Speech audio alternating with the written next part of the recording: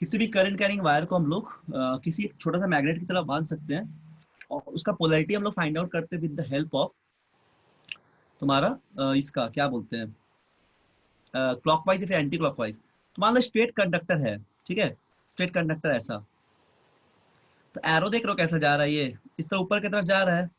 तो ऊपर की तरफ जाएगा तो उसको घुमाओगे, यहाँ तार लगा दोगे तब भी तो ऐसा ही जाएगा, ठीक है, ऐसे लगा दोगे तब भी तो ऐसे ही जाएगा। अब ये ऐसे जा रहा है, यहाँ पे तुम ऐसे तार को अगर लगा दोगे आगे तब भी तो ऐसे ही जाएगा, ऐसे ही जाएगा, है ना, घूमेगा नहीं ना। तो इससे भी तो नॉर्थ पोल साउथ पोल आसानी से बोल सकोगे, ये तुम्हारा साउथ पोल होगा, ठीक है, क्योंकि ये कैसा जा रहा है, एंटी क्लॉकवाइज जा रहा है, सॉरी। तो इसमें एंटी क्लॉकवाइज या क्लॉकवाइज चेक कर सकते हो। और स्ट्रेट कंडक्टर में और एक तरीका है, रुको, जैसे इस पॉइंट को हम लिखाए थे बढ़िया से, देखना डायग्राम के साथ। एक तुम ऐसा भी कर सकते हो कि मान लो कोई करंट कैरिंग लूप लिए हो, ठीक है, तो इसके आसपास क्या बन जाएगा, ऐसा सर्कुलर मैग्नेटिक फील्ड बनेगा, ऐसा सर्कुलर मैग्नेटिक फील्ड बनेगा। तो यहाँ पे करंट को देखते हुए यहाँ पे हम लोग कॉइल का मैग्नेटिक फील्ड का डायरेक्शन देख सकते हैं, ठीक है। और जैसे पोलैरिटी को बदल देंगे हम लोग, पोलैरिटी को बदल देंगे तो क्या हो जाएगा, यहाँ भी डायरेक्शन बदल जाएगा। डायरेक्शन हम लोग चेक कर सकते हैं विद हेल्प ऑफ मतलब राइट हैंड थंब रूल से भी हम लोग देख सकते हैं। अपवर्ड करंट का डायरेक्शन मैग्नेटिक फील्ड क्या आएगा, ठीक है, सर्कुलर आया तो करंट डायरेक्शन रिवर्स था, मतलब मैग्नेटिक फील्ड का डायरेक्शन ये है। बट यहाँ पे डाइपोल देखने के लिए वही बोल रहे हैं कि लूप कैसे कंप्लीट हो रहा है उसको चेक करना पड़ेगा, ठीक है ना, लूप कैसे कंप्लीट हो रहा है। तो साउथ पोल नॉर्थ पोल हम लोग यहाँ से फाइंड आउट कर सकते हैं। और कोई डाउट किसी को, बोलो, कोई डाउट किसी को है, नहीं है क्या, हर्ष बताओ, कौन पूछे थे अभी, शुभम, हर्ष? नहीं सर, हमने पूछे थे। ये कौन पूछा था, शुभम पूछे थे क्या? हाँ सर, शुभम। डाउट है और कुछ, ये समझ में आ गया? Yes sir. और कोई डाउट है? नहीं सर। ठीक है, नोट्स में देखना लिखाए होंगे। और सुनो, तुम लोग काम ये थोड़ा मेहनत करना पड़ेगा, एनटीएससी का किताब खरीदो जल्दी से, ठीक है ना, ऑनलाइन खरीद लो। दिशा का आता है, दिशा का, दिशा पब्लिकेशन का आता है, उसका किताब खरीदो और वहां से फिजिक्स रेगुलर बनाओ, क्योंकि हम ये सब तो पढ़ा ही देंगे जल्दी जल्दी, ये सारा कुछ पढ़ा देंगे। उसमें फिजिक्स केमिस्ट्री जो बनाना है बनाओ, बट फिजिक्स बनाओ। और फिजिक्स में बनाते रहो चैप्टर वाइज, टॉपिक वाइज, जो जो चैप्टर पढ़ते जाओ उसका कंप्लीट करते रहो। और जो है डाउट पूछते रहो उससे रिलेटेड, ये बहुत सवाल मिलेगा, 40 50 100 क्वेश्चन पर टॉपिक मिलेगा। तो अभी टाइम है, बहुत अच्छे से प्रैक्टिस हो जाएगा, ठीक है। और जो भी डाउट हो ग्रुप में भेजते रहना, हम आराम से उसको सॉल्व कर देंगे जब टाइम मिलेगा। तो कोशिश करेंगे उसी दिन सॉल्व करने का, और नहीं तो कभी क्लास में भी लेके डिस्कस कर देंगे एक्स्ट्रा डाउट सबको। तो ये पहले का इसमें हम लोग जैसे करंट पढ़ लिया मान लो, तो करंट बना लो, मैग्नेटिज्म बना लो, 9 का जो टॉपिक पढ़ो उसको बनाओ, 8 का टॉपिक पढ़ो उसको बनाओ, तो फटाफट कंप्लीट करो, ठीक है। इससे तुम्हारा प्रैक्टिस हो जाएगा। और तुम देखना, अगर बढ़िया से तुम तैयारी करोगे तो तुम्हारा 14 क्वेश्चन रहता है शायद, 14 या 15, आराम से 15 में 15 या 14 बन जाएगा, कोई दिक्कत नहीं होगा, ठीक है। तो उसको अभी से करना शुरू कर दो, और क्लास में जो पढ़ते हो उसको ध्यान देना थोड़ा। और हाँ, इसका हम सवाल थोड़ा कराएंगे, ठीक है, इसका थोड़ा सवाल करा देंगे मैग्नेटिज्म का, ग्रुप में भेज देंगे, पहले तुम लोग खुद से ट्राई कर लेना, उसका एक दिन डिस्कशन क्लास रख देंगे और उसको हम लोग डिस्कस कर लेंगे, ठीक। तो हम लोग अभी ऑप्टिक शुरू करते हैं, लाइट नाम है तुम लोग के 10th क्लास में ना, लाइट। तो लाइट हम लोग स्टार्ट करते हैं, इसका लेक्चर 1, हाँ, लाइट का लेक्चर 1 है आज। उसमें हम लोग सबसे पहले ज्योमेट्रिक ऑप्टिक्स पढ़ते हैं। बेसिकली हम लोग को 10th क्लास में ज्योमेट्रिक ऑप्टिक्स तो पढ़ना ही है, और साथ साथ हम लोग थोड़ा सा ह्यूमन आई वगैरह पढ़ना है। ह्यूमन आई में हम लोग को उसके बाद कुछ फेनोमेना पढ़ना है, जैसे कि क्या होता है स्पेक्ट्रम, उसके बाद डिस्पर्शन क्या होता है, इंटरफेरेंस तो नहीं पढ़ना है, बट कुछ कुछ फेनोमेना पढ़ना है। तो इसका है लेक्चर 1, आज बहुत बेसिक लेक्चर होगा, ठीक है। तो चलो हम लोग स्टार्ट करते हैं इसको। जिनका क्लास छूटेगा बोल देना रेगुलर करने के लिए, तो भी दिक्कत हो जाएगा, स्टार्टिंग क्लास है। कोई डाउट होगा पूछना, ठीक है, बेसिक बात बताना, इतना तुम लोगों से पता भी होगा। देखो, सबसे पहले बात, अगर लाइट का इंट्रोडक्शन पार्ट बोलेंगे हम लोग, तो लाइट जो है ना बेसिकली इलेक्ट्रोमैग्नेटिक से आया है, ठीक है। जैसे बहुत इंटरेस्टिंग लगा सुनने में, जैसे मान लो कि हम लोग इलेक्ट्रिसिटी पढ़े, इलेक्ट्रिसिटी क्या बताता है, देखो, मान लो कोई चार्ज है तुम्हारे पास, एक सेकंड रुको, पेन अटक जाता है, देखो लाइट का डेवलपमेंट कैसे हुआ। हम लोग कोई भी चार्ज लेते हैं, ठीक है ना, कोई चार्ज लेते हैं, जब ये चार्ज रेस्ट पे रहता है तो हम लोग बोलते हैं इलेक्ट्रोस्टैटिक। क्या बोलते हैं? इलेक्ट्रोस्टैटिक। इलेक्ट्रो मतलब चार्ज, स्टैटिक मतलब रेस्ट, इलेक्ट्रोस्टैटिक। ठीक है। जब ये चार्ज मूव करता है, मोशन पे होता है या मूव करता है, कैसे? विथ कांस्टेंट वेलोसिटी या फिर कांस्टेंट स्पीड, यानी कि जब एक्सेलेरेट नहीं करता है, ठीक है, जब कांस्टेंट वेलोसिटी से मूव करेगा चार्ज या कांस्टेंट स्पीड से, तो हम लोग बोलेंगे इसको मैग्नेटिज्म। इसके अंदर हम लोग करंट पढ़ लिए, मैग्नेटिज्म पढ़ लिए, है ना, इसको हम लोग बोलते हैं मैग्नेटिज्म। और जब ये चार्ज एक्सीलरेट करता है, जब ये चार्ज एक्सीलरेट करता है, यानी कि वेलोसिटी जब कांस्टेंट नहीं है, उस समय बोलते हैं हम लोग इलेक्ट्रोमैग्नेटिक वेव। ठीक है ना, इलेक्ट्रोमैग्नेटिक वेव। तो ये काफी इंपॉर्टेंट एक डेवलपमेंट था एक्चुअली। ठीक है ना, पहले इलेक्ट्रोस्टैटिक आया, चार्ज का रेस्ट का प्रॉपर्टी डील की हम लोग। फिर क्या हुआ, चार्ज जब मूव करने लगा कांस्टेंट वेलोसिटी के साथ तो बोले मैग्नेटिज्म। और जब हम लोग का चार्ज एक्सीलरेट करने लगा तो बोलते इलेक्ट्रोमैग्नेटिक वेव। तो यहाँ से लाइट शुरुआत हुआ। Basically light is the electromagnetic wave. Actually light का डुअल नेचर है, उसको पार्टिकल नेचर भी बोलते हैं और वेव नेचर भी बोला जाता है। ठीक है, तो अभी के लिए हम लोग उतना हाई लेवल पे तो नहीं जाएंगे, बट इतना जान के रखो कि लाइट भी एक तरह का इलेक्ट्रोमैग्नेटिक वेव है, एक तरह का ईएम वेव है, जिसपे इलेक्ट्रिक फील्ड और मैग्नेटिक फील्ड हमेशा परपेंडिकुलर होता है, ऑसिलेट करते रहता है। ठीक है, it is called electromagnetic wave. मतलब ये कभी भी ट्रेवल कर सकता है, वैक्यूम पे भी ट्रेवल करेगा, इसके लिए कोई मीडियम का रिक्वायरमेंट नहीं है। ईएम वेव एक ऐसा वेव है जो कि need not required any medium.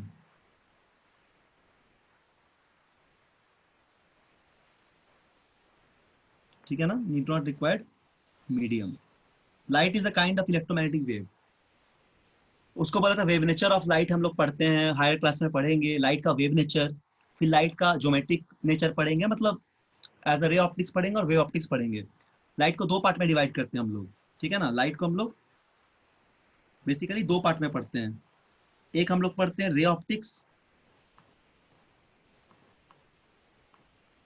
या इसको हम लोग बोलते हैं ज्योमेट्रिकल ऑप्टिक्स।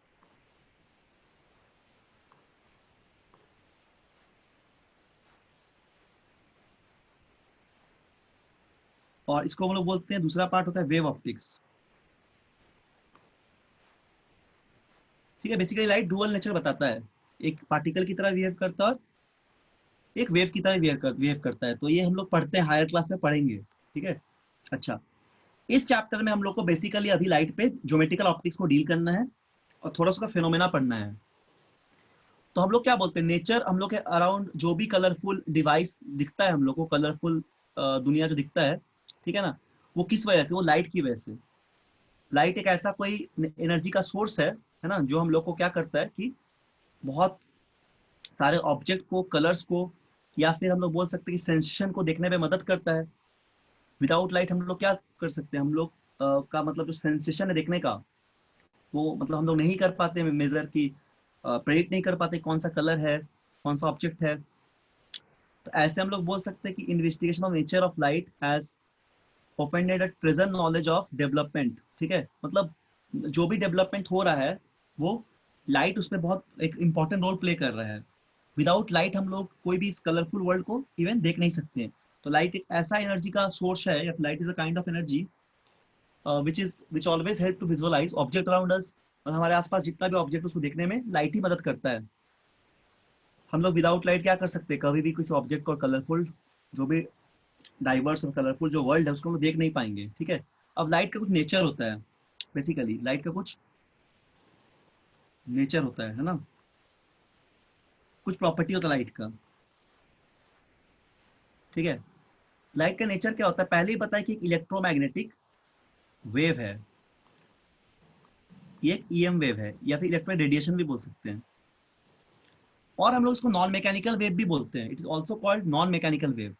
अभी तुरंत बताए, नॉन मैकेनिकल वेव का मतलब ऐसा कोई वेव जिसके लिए कोई मीडियम का जरूरत ना पड़े।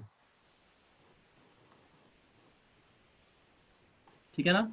Light is a kind of electromagnetic wave और the non mechanical wave which does not require any medium for travel. ये कहीं पे भी ट्रेवल कर सकता है, वैक्यूम हो, कोई मीडियम हो, लाइट ट्रेवल करेगा हमेशा। ठीक है। नॉन मैकेनिकल वेव का मतलब क्या होता है? It does not require any medium for propagation. इसका मतलब क्या है? इसका मतलब है it does not require any medium.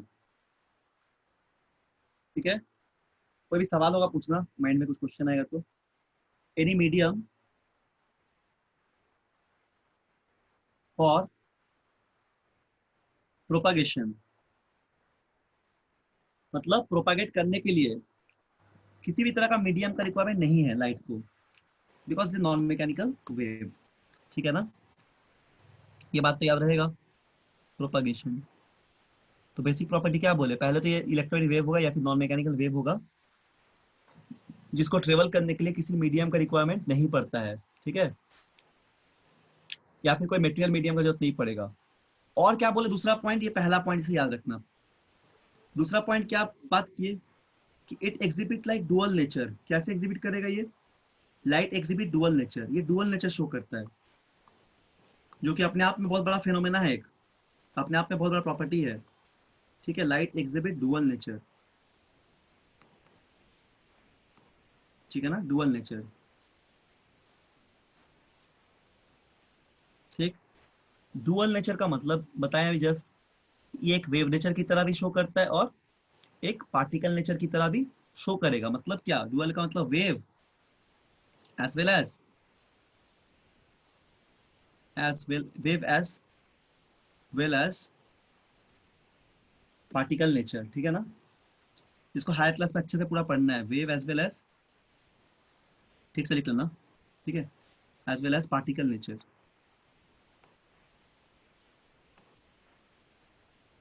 ठीक है, समझ में आ रहा होगा बेसिक बात। तो light exhibit dual nature, light is electromagnetic wave और द नॉन मैकेनिकल वेव।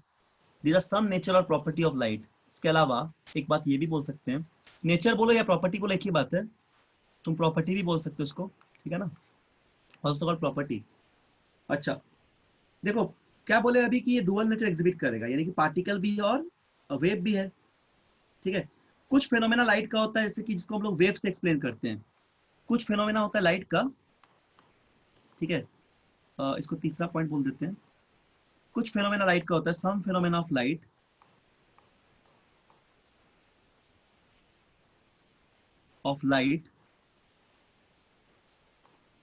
ठीक है, जिसको किससे एक्सप्लेन कर रहे हैं? एक्सप्लेन बाय वेव नेचर, जिसको हम लोग वेव नेचर से एक्सप्लेन कर रहे हैं। लाइट का कुछ फेनोमेना, इसको हम लोग किससे एक्सप्लेन कर रहे हैं? वेव नेचर से। बता पाओगे कौन कौन सा फेनोमेना है? सुने हो? Some phenomena of light which can be. ठीक है, किसके किसके मदद से एक्सप्लेन कर रहे हैं? एक्सप्लेन बाय, बोलो कौन कौन सा फेनोमेना है? सुने हो शायद या नहीं सुने हो, पता नहीं, शायद नहीं सुने होंगे। एक होता है फेनोमेना तुम्हारा जिसको हम लोग बोलते हैं इंटरफेरेंस। ठीक है, interference, explain by interference. Class 12 में पढ़ते हैं। इंटरफेरेंस का मतलब डिस्टरबेंस जो हो रहा है दो सोर्स पे, इंटरफेरेंस। ठीक है, एक फेनोमेना होता है डिफ्रैक्शन। डिफ्रैक्शन। एक फेनोमेना होता है पोलराइजेशन। पोलराइजेशन।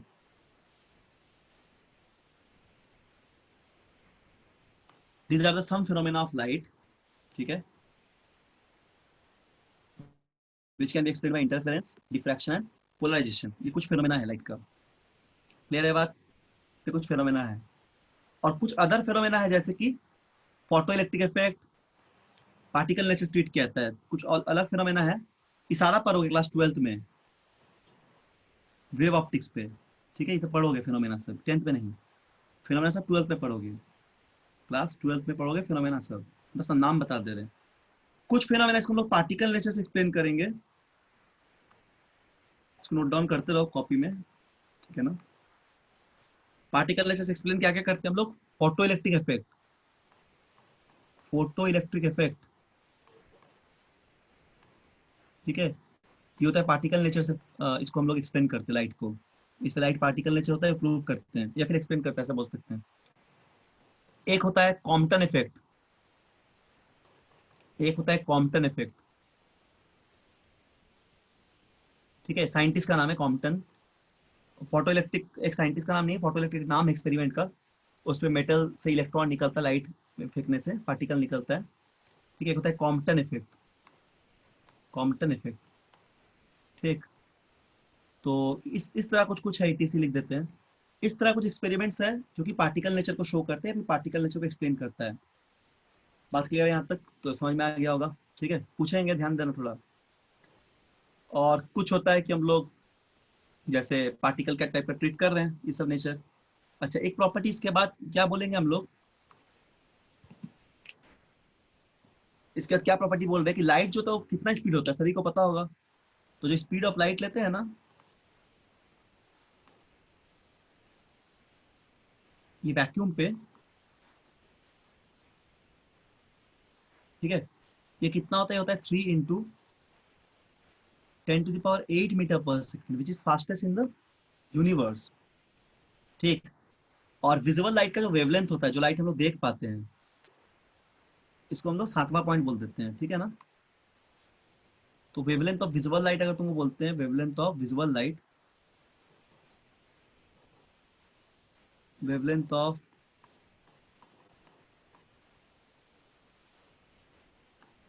विजिबल लाइट, ये होता है ऑलमोस्ट ये होता है 400 नैनोमीटर से 800 नैनोमीटर तक। नैनोमीटर मतलब 10⁻⁹ मीटर। इसको एंगस्ट्रॉम में लिखोगे ना, एंगस्ट्रॉम मतलब 10⁻10, तो बोलेंगे 4000 एंगस्ट्रॉम से ऐसे शो करते हैं। 1 एंगस्ट्रॉम का मतलब 10⁻⁻10 मीटर, याद रखना, ठीक है। और 1 नैनोमीटर कितना, 10⁻⁹ मीटर, ठीक है ना। तो इसको चेंज कर दिया एंगस्ट्रॉम में। तो एंगस्ट्रॉम में बोलेंगे 4000 एंगस्ट्रॉम से लेके 8000 एंगस्ट्रॉम तक ये होगा विजिबल लाइट। और इसका फ्रीक्वेंसी आ जाएगा, पता है कितना फ्रीक्वेंसी इसका हो जाएगा, ये सब बात याद रखना। फ्रीक्वेंसी होगा 7.5 इंटू 10⁻14 हर्ट्ज से लेके 3.75 इंटू 10⁻14 हर्ट्ज तक, ठीक है। तो it is the wavelength of visible light and is the frequency of visible light, जिसको हम लोग देख पाते हैं, विच कैन बी विजुअलाइज, ठीक है, विजिबल लाइट। बात समझ में आ गया यहाँ तक? कोई डाउट होगा तो पूछना। अच्छा, जब भी लाइट किसी इंसिडेंट सरफेस पे क्या होता है, लाइट जब फॉल करता है किसी इंसिडेंट सरफेस पे, या फिर इंसिडेंट करता है सरफेस पे, ऐसे बोल सकते हैं, तो क्या होगा, कुछ पार्ट रिफ्लेक्ट होता है, कुछ पार्ट रिफ्रैक्ट होता है, और रिमेनिंग पार्ट एब्जॉर्ब होता है, ठीक है। ये बात याद रखना है। 8वां फिनोमेना क्या बोले कि व्हेन लाइट इज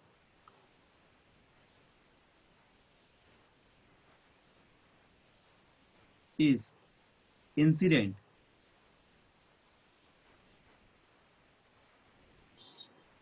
ठीक है, when light is incident on a surface, कोई भी सरफेस पे, पॉलिश का बात नहीं कर रहे, ठीक है ना, कोई भी सरफेस पे, तो क्या हो जाएगा, a part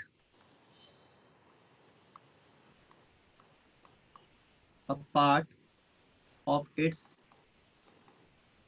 a part of it is क्या होगा, रिफ्लेक्टेड हो जाएगा,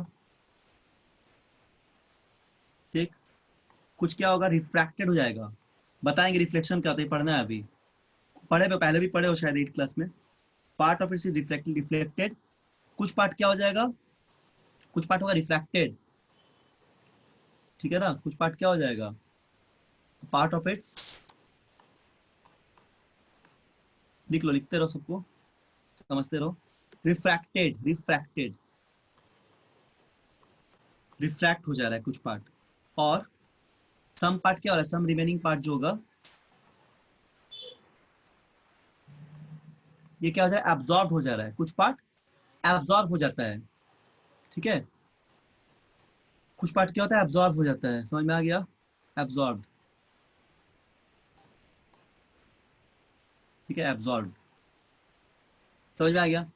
लेकिन जब हम लोग बहुत ही पॉलिश सरफेस लेते हैं ना, जो कि बहुत पॉलिश होता है, हाईली पॉलिश, तब पूरी तरह से क्या होगा, वो रिफ्रैक्ट कर जाएगा, प्योरली रिफ्लेक्शन होगा, ठीक है, ट्रांसपेरेंट मीडिया पे। तो हम लोग उसको बोलते हैं प्लेन मिरर। मतलब एग्जांपल फॉर मिरर क्या बोले, जब हम लोग हाईली पॉलिश सरफेस लेंगे, क्लियर है, मतलब जब हम लोग जब क्या होगा, बहुत हाईली पॉलिश लेंगे, क्या बोल रहे, लाइट इज रिफ्लेक्टेड, ठीक, by highly polish surface, highly polished surface, ठीक है ना।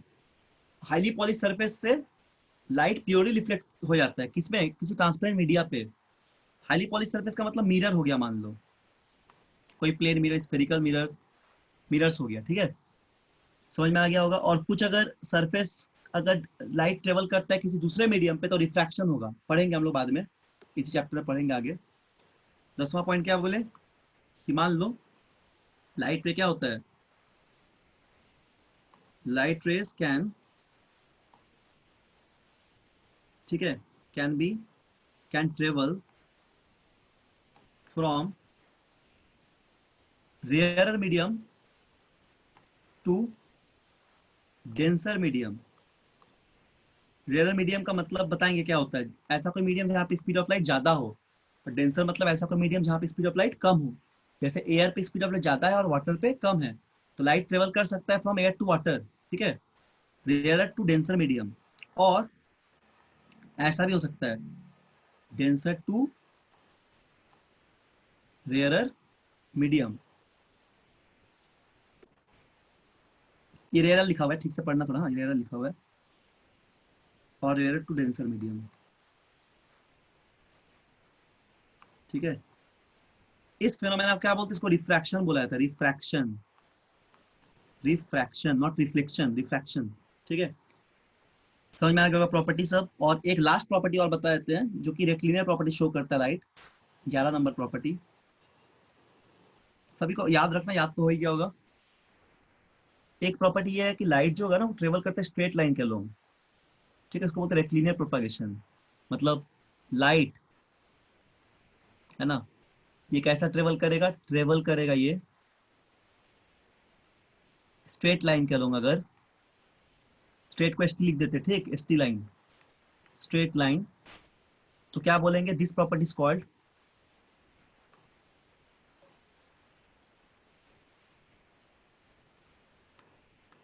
इसको हम लोग क्या बोलते हैं, इसको बोलते हैं रेक्टिलिनियर प्रॉपर्टी,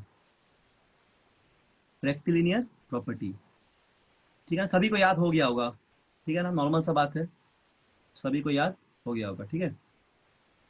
इसको हम लोग क्या बोलते हैं, रेक्टिलिनियर प्रॉपर्टी बोलते हैं, रेक्टिलिनियर, स्पेलिंग देख लेना ठीक से, रेक्टिलिनियर, हाँ RECTILINER, ठीक है, रेक्टिलिनियर प्रॉपर्टी, ठीक है ना। इसको हम लोग बोलते हैं रेक्टिलिनियर प्रॉपर्टी, या फिर प्रोपागेशन भी बोलते हैं, प्रोपागेशन बोलो, प्रोपागेशन सही रहेगा, ठीक है। और अगर सिंगल रहेगा कोई बीम तो उसको, सॉरी, सिंगल कोई अगर दिखाएंगे लाइट को सिंगल एक लाइन से तो बोलेंगे रे बोलेंगे हम लोग, अगर बंडल से दिखाएंगे तो बोलेंगे बीम, ठीक है। हम लोग सिंगल लाइन, स्ट्रेट लाइन ऐसे अगर दिखाएंगे ना, देखो ऐसे अगर दिखाएंगे, इसको हम लोग बोलेंगे रे, ठीक है, दिस कॉल्ड रे, ये हो जाएगा रे ऑफ लाइट, ठीक है, समझ में आ गया। और बहुत सारा ऐसा बना देंगे तो बंडल को दिखाएंगे तो बोलेंगे बीम ऑफ लाइट, तो बी मतलब bundle of rays, is called beam of light. जैसे मान लो एक ऐसा, फिर ऐसा बहुत सारा बंडल टाइप का रहेगा अगर ऐसा, ठीक है, तो इन सब चीज को हम लोग बोलते हैं मतलब इन कॉम्बिनेशन ऑफ रेस को बोलेंगे beam, this called your beam, इसको बोलते हैं beam,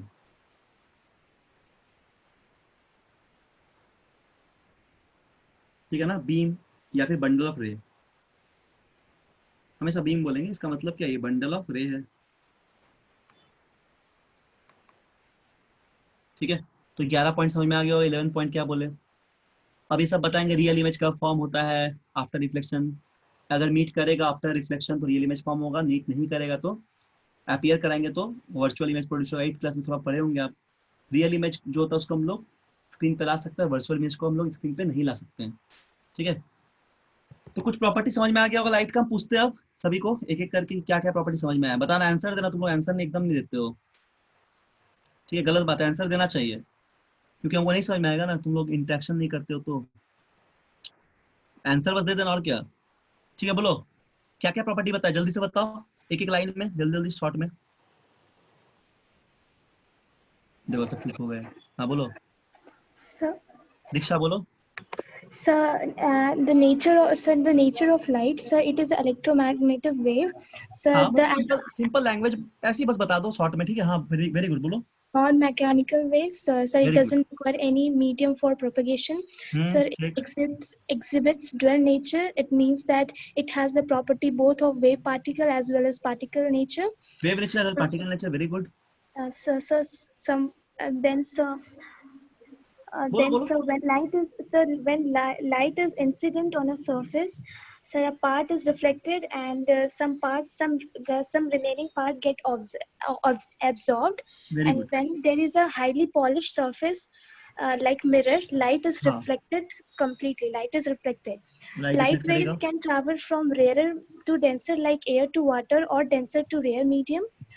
So this property is called reflection, and refraction. refraction, and light travels through a straight line. This property is called a rectilinear propagation. A Very good. single line is called ray of light, and a bundle of light is called beam of light. ठीक है, very good very good very good. और किसी को एक point याद है? एक point इसका छूट गया है, कोई बता सकता है क्या पॉइंट है? बोलो क्षितिज, क्षितिज तो बोलते हो तुम। हाँ सर, नॉन मैकेनिकल वेव है। वो तो बताई थी नॉन मैकेनिकल वेव। एक पार्ट बस थोड़ा सा एक पार्ट छूटा है, कौन बताएगा? शुभम, क्षितिज, हर्षराज, ईशान, बोलो कोई भी। So speed of light. हाँ वो तो ठीक है, स्पीड ऑफ लाइट होता है 328 मीटर पर सेकेंड। Very good. एक और पॉइंट बताए थे कि वेव नेचर क्या क्या, example of wave nature of light क्या, बोल दो उसको भी। मतलब कौन कौन सा फिनोमेना जो वेव नेचर बताएगा? So interference, diffraction, हाँ polarization, and photoelectric effect. Photoelectric particle बताएगा ना, Yes, sir. Particle. ठीक है, पार्टिकल बताएगा, particle photo nature. Electric effect, Compton effect, और वेव नेचर बताया क्या क्या, इंटरफेरेंस, डिफ्रैक्शन, पोलराइजेशन। चलो बहुत अच्छा, यहाँ तक पूरा याद हो गया है। तो ये बेसिक बात कभी भूलना मत, ठीक है, बहुत बेसिक सा बात है। एग्जाम्स में भी कभी आएगा 10th के बोर्ड में, तो प्रॉपर्टी लिखने के लिए ऐसा आता नहीं है, बट आ सकता है आने से लिखना। और ये बेसिक एक चैप्टर का जो पूरा एक मतलब माइंड में थ्योरी टाइप का वो याद रहना चाहिए। अब लोग शुरू करते हैं मेनली, जो यहाँ से चैप्टर शुरू है। तो इतना सब लोग क्लास 8 में पढ़ा होगा, रिफ्लेक्शन ऑफ लाइट, बहुत सिंपल सा चीज है, ठीक है। तो चलो हम लोग स्टार्ट करते हैं रिफ्लेक्शन ऑफ लाइट। लाइट बहुत ही इंटरेस्टिंग चैप्टर है, इसमें बहुत अच्छा सवाल आएगा, और तुम लोग जल्दी से, किताब होगा तो छोड़ दो, अभी मत खरीदना, बट अगर नहीं है तो कुछ अच्छा लेवल का बुक एक एनपीएससी का ले लेना, उसे सॉल्व करना घर में, ठीक है। लॉकडाउन अभी है तो स्कूल में तो क्लास भी स्टार्ट हो गया हो ना, तो लेकिन तब भी टाइम भी थोड़ा मिलेगा तो कर लेना, ठीक है। कभी टाइम मिलेगा अगर छुट्टी उट्टी के दिन, तो थोड़ा अच्छे से फिजिक्स में प्रॉब्लम को सॉल्व करना। मजा आएगा करने में, क्योंकि बहुत ही टॉपिक से बहुत इंटरेस्टिंग रहता है फिजिक्स में, बोरिंग टॉपिक नहीं कुछ भी। रिफ्लेक्शन ऑफ लाइट क्या होता है सभी को पता होगा, कि कोई भी पॉलिश सरफेस रहेगा, whether it is a curve surface और whether it is a smooth surface, मतलब straight surface doesn't matter, if light is incident on a highly polish surface, light is always reflected back in a same media, मतलब medium same होना चाहिए। दूसरे medium पे चला जाएगा तो refraction हो जाएगा। देखो यहाँ पे कैसा दिखेगा ये, तो डायग्राम सबको पता होगा, 8 में सब लोग पढ़े हैं, सिंपल सा। तो क्या हो जाएगा कि जैसे मान लो ऐसा रहेगा कोई सरफेस, ठीक है ना, और इस पे लाइट इंसिडेंट कर रहा है,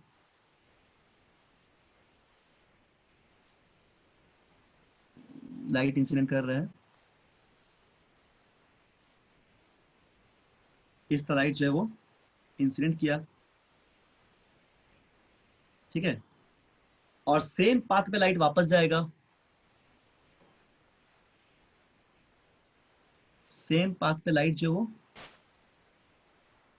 वापस जाएगा। रुको इसको थोड़ा सा, ये गड़बड़ बन गया, तो समझ में तो आ ही रहा होगा, इसको मिटा देते हैं। सेम पाथ में लाइट क्या होगा, वापस जाएगा, ठीक है। तो इस फेनोमेना को बोलते हैं रिफ्लेक्शन, लेकिन मीडियम सेम होना चाहिए, medium should be same, medium जो सेम होना चाहिए, ठीक है। ऐसा जा रहा है यहाँ से, अच्छा सॉरी सिलेक्ट नहीं हुआ क्या, मीडियम क्या होना चाहिए, सेम होना चाहिए। ठीक है, रफ डायग्राम भी बना सकते हो, but थोड़ा अच्छे से कॉपी में अच्छे से बनाना है। इस ऑप्टिक्स के चैप्टर में ना डायग्राम्स वगैरह ठीक से बनाना है पेंसिल से, एग्जाम में मतलब बोर्ड के एग्जाम में। ऐसे प्रैक्टिस करने के लिए घर में रफ में बना सकते हो एग्जाम क्वेश्चन बनाने के लिए, और जब बोर्ड में लिखोगे, कंपटीशन में तो नहीं डायग्राम से मतलब है, उसमें तुमको सॉल्व करना है, बट जब तुम स्कूल के एग्जाम्स दोगे ना, उसमें अच्छे से नीट एंड क्लीन टाइप का चैप्टर थोड़ा करना पड़ेगा। ठीक है, चैप्टर बहुत अच्छे से साफ साफ डायग्राम एकदम होना चाहिए। ठीक है, चलो मान लो ऐसा ही है, मिला दे रहे थोड़ा इसको हल्का। ठीक है, तो ये हो गया इंसिडेंट रे, हम लोग इसको बोलते हैं, ऐसे एरो आ रहा है और ऐसे रिफ्लेक्ट बैक कर रहा है।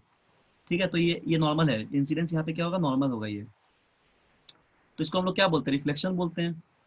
यहाँ पे ये हो जाएगा एंगल ऑफ इंसिडेंस, ये हो जाएगा एंगल ऑफ रिफ्लेक्शन, सॉरी ये एंगल ऑफ इंसिडेंस होगा, नॉर्मल के साथ होता है, ये होगा तुम्हारा एंगल ऑफ इंसिडेंस। ठीक है, ये होगा एंगल ऑफ रिफ्लेक्शन, तो ये होगा 90 माइनस आई, ये होगा 90 माइनस आई, ये होगा 90 माइनस आई, और ये होगा 90 माइनस आर। क्लियर है ना। आई को हम लोग क्या बोल रहे हैं, एंगल ऑफ इंसिडेंस बोल रहे हैं, आई को हम लोग क्या बोल रहे हैं, एंगल ऑफ इंसिडेंस बोल रहे हैं, और आर को बोलते हैं angle of reflection, not refraction, reflection. और मीडियम जो सेम रहेगा, मीडियम जो क्या रहेगा, सेम रहेगा। ठीक है ना, ये मिट गया पूरा मिटाने के चक्कर में, मीडियम क्या रहेगा, सेम रहेगा। ठीक है, तो रफली डायग्राम ही बना देते हैं। ऐसा कुछ रहेगा, मान लो ऐसे रे ऑफ लाइट आएगा और वो रिफ्लेक्ट बैक कर जाएगा मीडियम पे। इसमें हम लोग जानते हैं क्या होता है कि एंगल ऑफ इंसिडेंस और एंगल ऑफ रिफ्लेक्शन दोनों सेम होता है। ठीक है, ऐसा रहेगा ना, incident ray and reflected ray, और ये क्या होता है, नॉर्मल हो जाएगा। ठीक है, इसको बोलते हैं एंगल ऑफ इंसिडेंस, इसको बोलते हैं एंगल ऑफ रिफ्लेक्शन।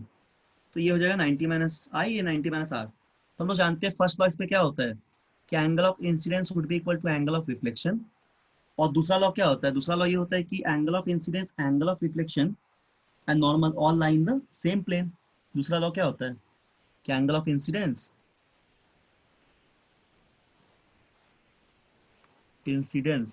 ठीक है, इंसिडेंस मतलब I, angle of reflection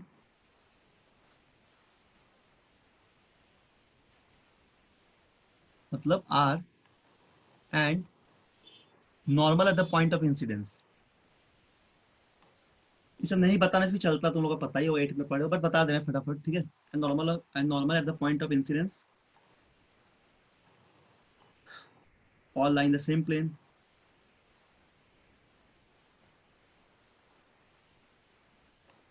all lie in the same plane। तो ये दो लॉ होता है, इसको बोलते हैं लॉ ऑफ रिफ्लेक्शन। लेकिन मीडियम सेम है, यहाँ पे जो मीडियम में एयर है ना, तो इधर भी एयर ही रहेगा, किसी और मीडियम में नहीं जाएगा ये। ठीक है ना, समझ में आ गया होगा। अब हम लोग पढ़ते हैं एक topic, reflection by plane mirrors. ये भी सब लोगों ने पढ़ा होगा 8th क्लास में। रिफ्लेक्शन क्या कोई प्रॉपर्टी बता सकते हो, याद है रिफ्लेक्शन ऑफ प्लेन मिरर का? सर अगर परपेंडिकुलरली फॉल कर रहा है रे तो सेम पाथ में वापस चले जाएगा। अच्छा, और कुछ? ठीक है, वेरी गुड। और कुछ प्रॉपर्टी नहीं किसी को याद है? बोलो तुम लोग, बाकी लोग जो आंसर देते रहते हो, कोई भी बोल सकते हो। ठीक है, डरो मत, आराम से बोलो, तुम लोग इतना बोलते ही नहीं हो कुछ, पढ़ाई कर रहे हैं हम लोग बस क्लास नहीं है, किसी को क्लास समझ लो, लैपटॉप मतलब जो मोबाइल है उसी को क्लास मान लो अभी। ठीक है, आराम से पढ़ो, क्लास में से पूछते हो ना उस तरह पूछो, सब कुछ पूछ लो। देखो कुछ भी क्वेश्चन नहीं बनना, ऐसा नहीं होना चाहिए एग्जाम में, छोटा छोटा कंसेप्ट पे सवाल है तो बन जाना चाहिए। ठीक है, फुल मार्क्स तभी आएगा। चलो ठीक है, तुम लोग नहीं बताओगे, हम ही बता रहे हैं। तो पहले क्या होता है, इमेज जो होता है हमेशा वो वर्चुअल इरेक्ट बनता है, पता होगा ये बात, याद होगा जरूर, 8th क्लास में पढ़े होंगे। दूसरा क्या होता है कि इसमें सेम साइज का इमेज और सेम साइज का ऑब्जेक्ट होता है। तीसरा पढ़े होंगे कि डिस्टेंस ऑफ द ऑब्जेक्ट और डिस्टेंस ऑफ द इमेज जो तो हमेशा सेम होता है, ठीक है। और चौथा आप लोग ये भी पढ़े होंगे कि इमेज जो तो लिटरली इन्वर्टेड होता है, जैसे एम्बुलेंस लिखते हैं हम लोग, समझ में आया ना, लिटरली इन्वर्टेड आता है, उसी तरह इन्वर्टेड आएगा इमेज हमेशा, ठीक है, लिटरली इन्वर्टेड, उल्टा। तो बस यही प्रॉपर्टी है। इसकी इमेज कैसे बनता है देखो डायग्राम में, ध्यान से। यहाँ पे सभी लोग पढ़ा होगा क्लास 8 में, सबको याद होगा, बस भूल गए थोड़ा, या पता नहीं याद होगा ही।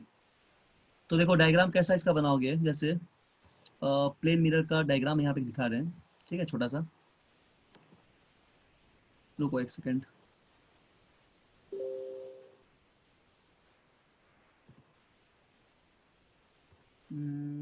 रुको रुको रुको, इमेज 1 नाम दे देते इसका, इमेज 1। हाँ देखो प्लेन मिरर का तुमको डायग्राम पता होगा, है ना। ऐसा कुछ डायग्राम आएगा, देखो इस तरह आता है। तो क्या देखते हैं हम लोग, ये मान लो मिरर है एम और एन, 8 में सभी लोग पढ़े होंगे, ठीक है। इसमें हम लोग 10 में स्फेरिकल मिरर पढ़ना है मेनली, ठीक। तो क्या होता है यहाँ पे एम और एन जो है एक तुम्हारा मिरर है, इसको हम लोग मिरर बोल दे रहे हैं, प्लेन मिरर।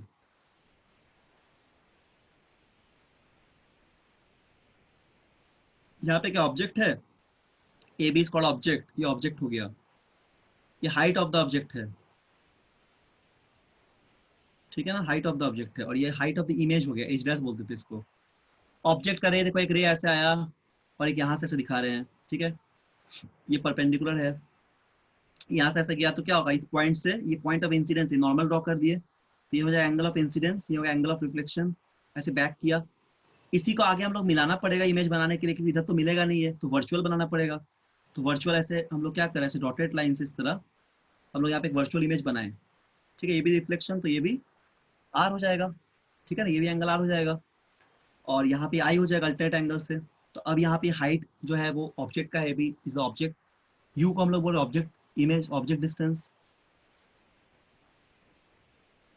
ठीक है। और वी को हम लोग क्या बोलते हैं, इमेज डिस्टेंस,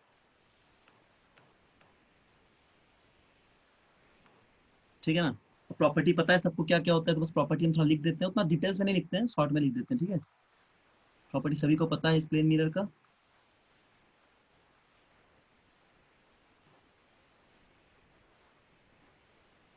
ठीक है। तो प्रॉपर्टी सबको पता है। पहला प्रॉपर्टी वही होगा कि इमेज जो होगा वो वर्चुअल होगा ऑलवेज प्लेन मिरर में,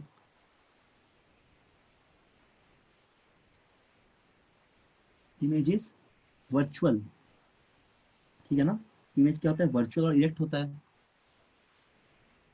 वर्चुअल एंड इरेक्ट, ठीक है। दूसरा प्रॉपर्टी क्या होता है कि जो हाइट होता है या फिर सेम साइज, मतलब size of the object equal to size of the image, ठीक है। तीसरा प्रॉपर्टी क्या होता है, तीसरा प्रॉपर्टी ये हो गया कि डिस्टेंस बिटवीन ऑब्जेक्ट, मतलब u इक्वल टू लिख देते हैं v डायरेक्ट, ठीक है, object distance equal image distance. और चौथा प्रॉपर्टी क्या होता है, चौथा हम लोग बोलते हैं कि it is a laterally inverted, ठीक है ना, it is a laterally inverted, laterally inverted.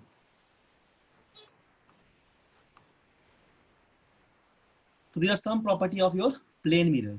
Plane mirror के बारे में इतना ही बस डिस्कस किए हैं अभी कि प्लेन मिरर क्या होता है, यही क्लास में पढ़े हो। इमेज फॉर्म पता होगा कि जितना हम लोग ऑब्जेक्ट रखते हैं उतना इमेज बनेगा, उतना साइज का बनेगा, डिस्टेंस उतना होगा, और हमेशा लैटरल इन्वर्टेड प्लस वर्चुअल और इरेक्ट होता है। अब बात करते हैं स्फेरिकल मिरर का, ठीक है, जो कि क्लास 10th में है मेनली। यहाँ से स्फेरिकल मिरर, कुछ आइडिया है किसी को स्फेरिकल मिरर के बारे में, बता सकते हैं? सर कन्वेक्स कनकेव वाला ना? हाँ, कनकेव कन्वेक्स वाला है, कोई आइडिया बोलो। सर मतलब उसके बारे में बताना क्या है? मतलब तुमको क्या पता है स्फेरिकल मिरर से, क्या समझते हो? सर जनरली हमको याद आता है कन्वेक्स कनकेव मिरर रहता है, कनकेव जिसमें इनर साइड में रिफ्लेक्शन होता है, आउटर साइड उसमें मिरर्ड, आउटर साइड में सिल्वरिंग रहता है, और कन्वेक्स में आउटर साइड में मिरर होता है और इनर साइड में सिल्वरिंग रहता है। अच्छा, तो ये एक्चुअली जो स्फेरिकल मिरर बनाते हैं वो किसका पार्ट होता है बेसिकली? तो क्या बोल रहे हैं? जैसे हम लोग स्फेरिकल मिरर बना रहे हैं तो किसका पार्ट है ये? कौन सा ऑब्जेक्ट का पार्ट है? कौन से सरफेस या फिर स्ट्रक्चर का पार्ट है ये? कौन सा शेप का पार्ट है मतलब? Sir circle. सर्कल नहीं, स्फेयर ना? स्फीयर। स्फीयर। हाँ हाँ, स्फेयर होगा, सर्कल नहीं, हॉलो स्फेयर होगा। ठीक है, तो कुछ नहीं करते, कांच के एक हॉलो स्फेयर को काट देते बीच से हम लोग, तो हम लोग को जो दो टुकड़ा मिलता है स्लाइस, उस टुकड़ा को हम लोग एक बार अंदर से सिल्वर कर देते हैं, एक बार बाहर से करते हैं, तो दो तरह का हम लोग मिरर बन जाता है। ठीक है, उसी को हम लोग डिफाइन करते हैं बहुत सारा टर्म, जैसे aperture, pole, centre of curvature, principal axis, radius of curvature, principal focus. तो बहुत ही सिंपल से इसका एक ये है, मतलब क्या बोलते हैं, कॉन्सेप्ट है। देखो, इससे तो हम लोग इमेज ड्रॉ करना शुरू कर देते हैं। तो ऐसा कोई स्फेयर होता है हमारे पास लाइक दिस, इस तरह का। ठीक है, और हम लोग इसको बस कट कर देते हैं, हम लोग बस को थोड़ा कट कर देंगे। सपोज कि बीच से हम लोग इसको ऐसे जस्ट कट कर देंगे। ठीक है, तो जैसे ही कट करेंगे दो पार्ट मिल गया। अब हम लोग क्या करते हैं ना इसमें, रुको, एक पार्ट जैसे ये हो गया अपने पास, एक बार इस बाहर के पार्ट को ऐसे सिल्वर कर दे रहे हैं। ठीक है, ऐसे लोग बाहर के पार्ट को एक बार सिल्वर कर दे रहे हैं, और एक बार हम लोग क्या कर रहे हैं कि अंदर के पार्ट को सिल्वर कर दे रहे हैं। एक बार बाहर के पार्ट को किए, और एक बार हम लोग क्या करेंगे, अंदर के पार्ट को कहीं पे कर देंगे सिल्वर। ठीक है, सपोज इधर हम लोग ऐसा अंदर के पार्ट को सिल्वर कर देंगे, अगर इस तरह,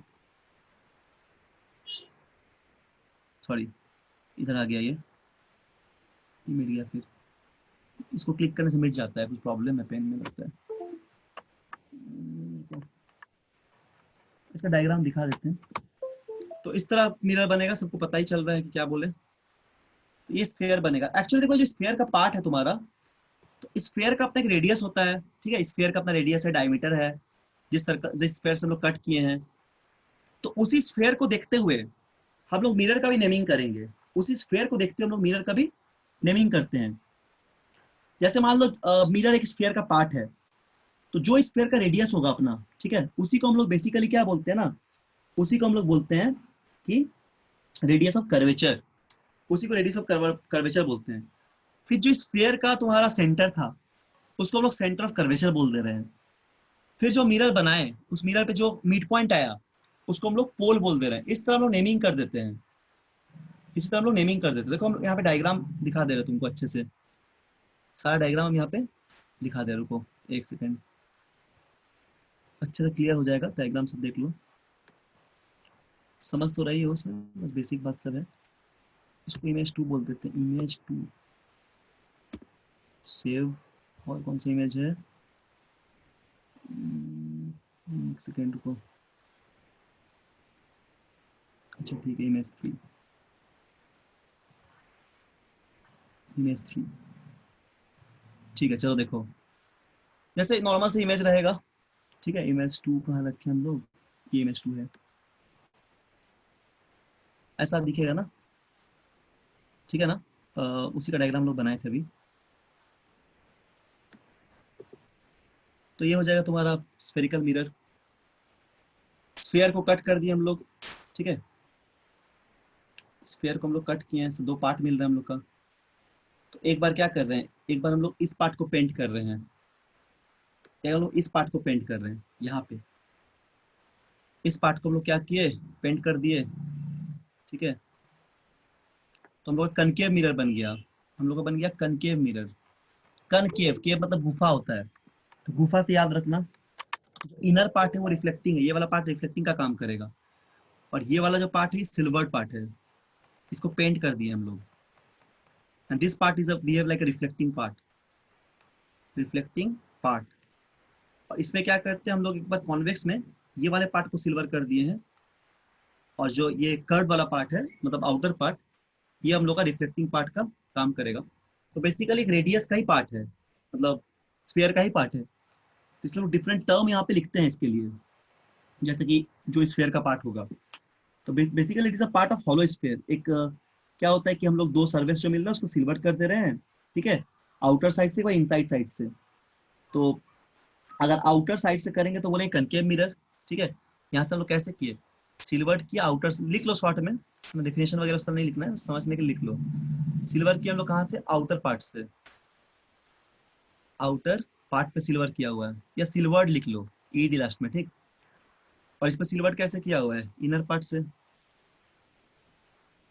ठीक है। इसमें सिल्वर कैसे किया हुआ, इनर पार्ट पे, समझ में आ गया ना, इनसाइड पार्ट। तो दो तरह का मिरर बन गया, ठीक है। इसको हम लोग बोलते हैं स्फेरिकल मिरर, ठीक। इसी को बोलते हैं हम लोग spherical mirror, concave mirror and convex mirror. अब इसमें कुछ टर्म आता है, टर्म सब याद रखो क्या होता है, कुछ कुछ टर्म आता है। पहला टर्म होता है इसमें, पहले टर्म को हम लोग बोलते हैं, ठीक है, एपर्चर। तो टर्म देखो क्या क्या आएगा, टर्म्स रिलेटिंग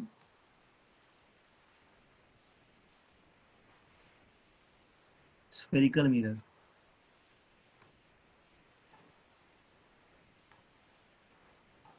ठीक है।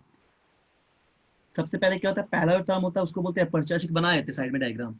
मान लो कि ऐसा कोई तुम्हारा एक कनकेव मिरर है, सपोज, रफली एक डायग्राम बनाते हैं, ठीक है। और क्या हो जाएगा ना, ये सपोज इसको हम लोग कनकेव मिरर लेते हैं, तो ये वाला पार्ट सिल्वर रहेगा, केव वाला पार्ट रिफ्लेक्टिंग रहेगा, ठीक है। इसका नाम दे दिए ए, यहाँ पे नाम दिए बी, ठीक है। इसको बोले पी, और यहाँ तक सपोज ऐसा एक डॉटेड लाइन दे दिया कि इसका जो डायमीटर ले लिए हम लोग, ठीक है ना, मतलब इस कर्वेचर का पूरा एकदम जो डिस्टेंस है उसको मेजर कर लिए दो पॉइंट्स के बीच का, और यहाँ कहीं पे सेंटर है सपोज सी। ये नॉर्मल सा डायग्राम ड्रॉ कर लिए। इसी तरह हम लोग कनकेव कन्वेक्स के एक डायग्राम ले लेते हैं, सपोज मान लो ऐसा कोई कन्वेक्स मिरर है, ठीक है, ऐसा कोई कन्वेक्स मिरर है, और यहाँ पे हम लोग क्या करते हैं, इनर पार्ट को ऐसे पेंट कर देते हैं, ठीक है। तो कन्वेक्स बन गया, यहाँ पे ये पी हो गया, ये ए हो गया, और ये बी हो गया। इसका मान लो सी यहाँ पे है, मतलब अलग अलग दिखा रहे हैं इसलिए दो सी बना दिए। सी में तो सेंटर ऑफ कर्वेचर बताएंगे अभी, ठीक है। इसको ज्वाइन कर सकते हैं, इसको इसे ज्वाइन कर दिए, ठीक है, इसे ज्वाइन कर दिया। तो दो मिरर हो गया, ये हो गया अपना कनकेव मिरर,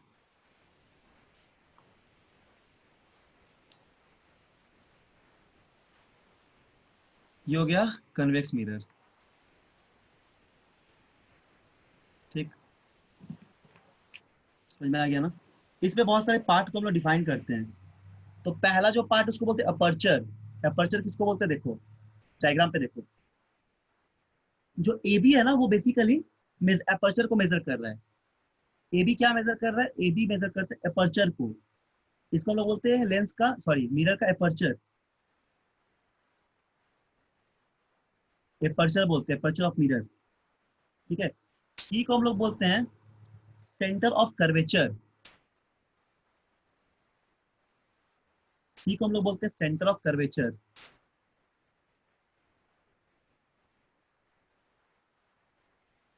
ठीक। और हम लोग यहाँ पे पी को बोलते हैं पोल,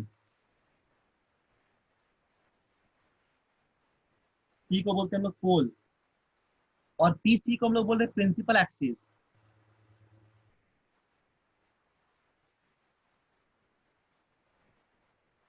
ठीक है।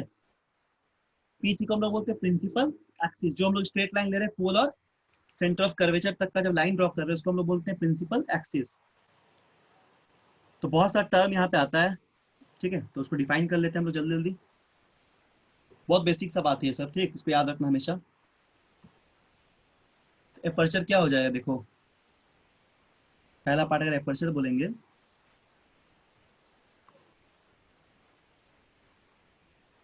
एपर्चर का मतलब क्या होता है, the portion available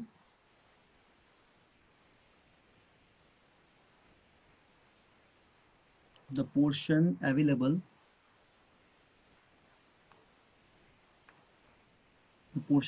for reflection for the portion available for, ऐसा बोल सकते हैं हम लोग कि हाँ रिफ्लेक्शन बोल सकते हैं, फॉर रिफ्लेक्शन, ठीक है। Portion available for reflection is called aperture, is called aperture, ठीक है। मतलब जो पोर्शन अवेलेबल है इसके लिए, रिफ्लेक्शन के लिए, तो यहाँ पे ए बी को एपर्चर बोल दे रहे हैं हम लोग, है ना। ए बी को हम लोग क्या बोल रहे हैं, एपर्चर बोल दे रहे हैं। दूसरा जगह पोल,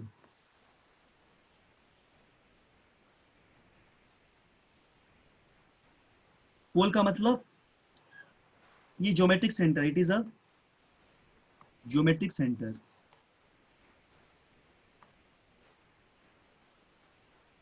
या फिर मिड पॉइंट ऑफ मिरर बोल सकते हैं, है ना।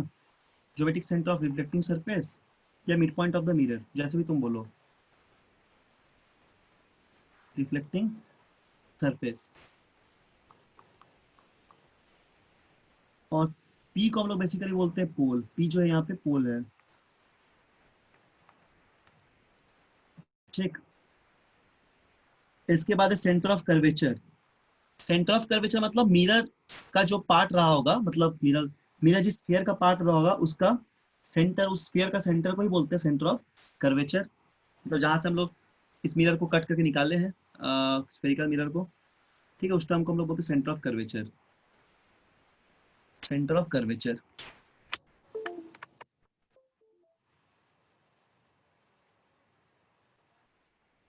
सेंटर ऑफ कर्वेचर,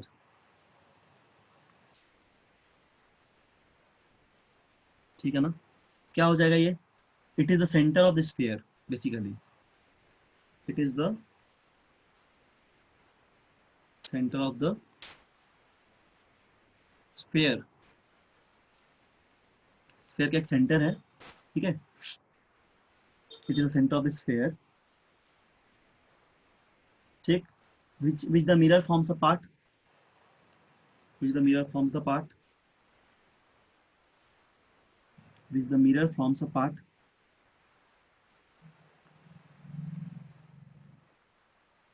ठीक है ना। थियोरेटिकल डेफिनेशन सब है बस, तो समझना है और क्या इसमें, अपने लैंग्वेज में लिख सकते, याद तो हो ही गया होगा, ठीक है। तो सी यहाँ पे सेंटर ऑफ कर्वेचर है, तो सी को यहाँ पे हम लोग बोल रहे हैं, पार्ट के बाद सी एरो देके लिख दो, सेंटर ऑफ कर्वेचर को नीचे करते इसको, तो हाँ पार्ट के बाद एक काम करो, ऐसे लिख दो सी यहाँ पे,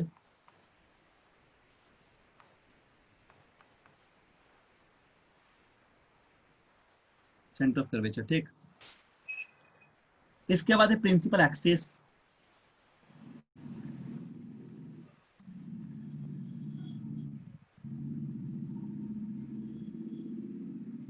ठीक है। प्रिंसिपल एक्सिस जानते हो क्या होता है, प्रिंसिपल एक्सिस स्ट्रेट लाइन है, ठीक है, it is a straight line passing through centre of curvature the pole, लिख दो जल्दी से, it is a straight line passing through, ठीक है, सेंटर ऑफ कर्वेचर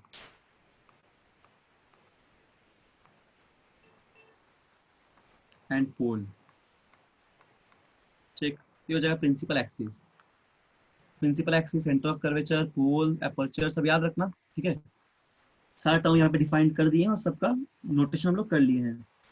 अब थोड़ा डिफाइन करेंगे प्रिंसिपल फोकस क्या होता है। तो फोकस का मतलब ना, मान लो, देखो फोकस कैसे समझेंगे, प्रिंसिपल फोकस को कैसे समझेंगे हम लोग, प्रिंसिपल फोकस,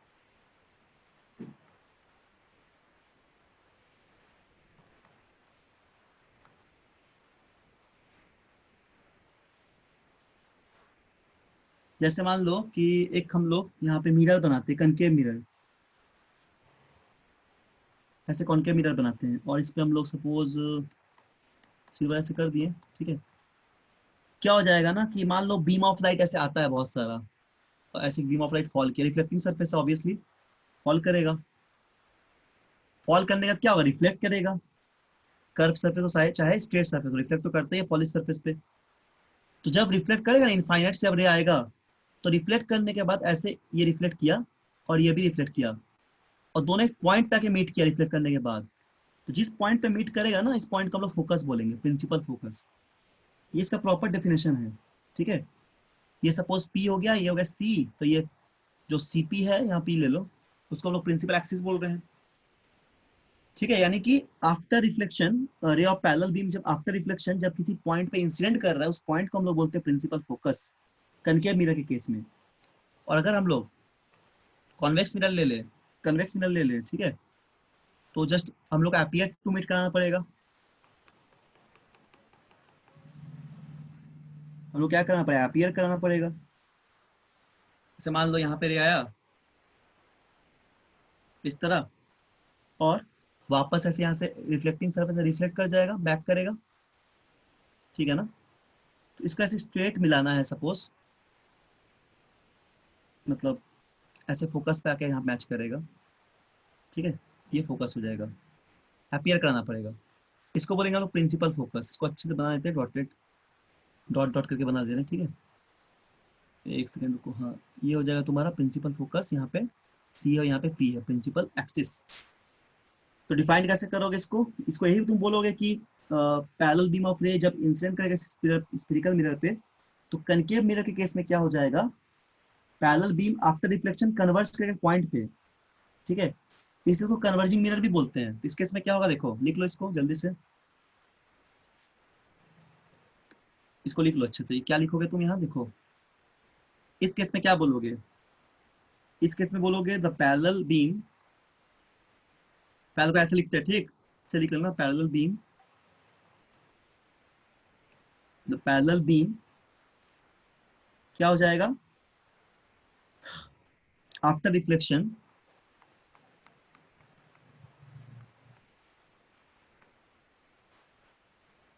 ठीक है, कन्वर्ज करेगा एक पॉइंट पे, converges at a point, at a point F,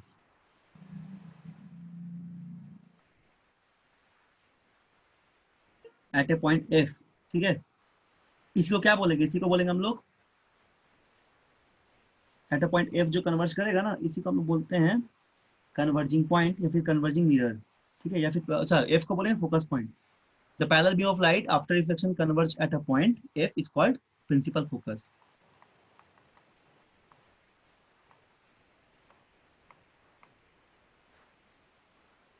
कोई डाउट नहीं है बोलो। और देखो यहाँ पे क्या हो जाएगा, इसको तुम कन्वर्जिंग मिरर भी बोल सकते हो। इसी तरह इसमें डाइवर्ज करेगा या फिर एपियर टू मीट कराएंगे, है ना, तो क्या बोलेंगे, in case of convex mirror,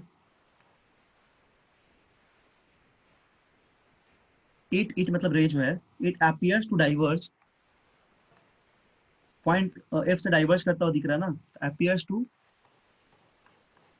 diverge, diverge जी लास्ट में, ठीक है, DIVERGE, DIVERGE, डाइवर्ज, ठीक से देखना spelling, diverge from a point F is called the focus या फिर प्रिंसिपल फोकस, जो भी बोलो, ठीक है। तो इसको हम लोग बोलते हैं प्रिंसिपल फोकस। समझ में आ गया बात, ठीक है ना, बात समझ में आ गया होगा, बोलो क्लियर है यहाँ तक सभी लोग। सर मुझे कन्वेक्स का सर बीम ऑफ लाइट वो समझ नहीं आया सर, डायग्राम। इसमें प्रिंसिपल फोकस में, ये सर डायग्राम कन्वेक्स का। अच्छा प्रिंसिपल फोकस वाला डायग्राम ना, यस सर। ठीक है। देखो हम अच्छे से बता दे रहे हैं एक बार, रुको हम नीट एंड क्लीन बता देते, ठीक है। जैसे मान लो, रुको हम लोग बता देते हैं ऐसे, ये मान लो एक हम लोग क्या बनाते हैं ना, सबसे पहले एक कन्वेक्स मिरर बनाते हैं, ठीक है, एक कन्वेक्स मिरर है, सब लोग लिख लेना, ठीक, मतलब जो लिखा है उसको लिख लेना पहले।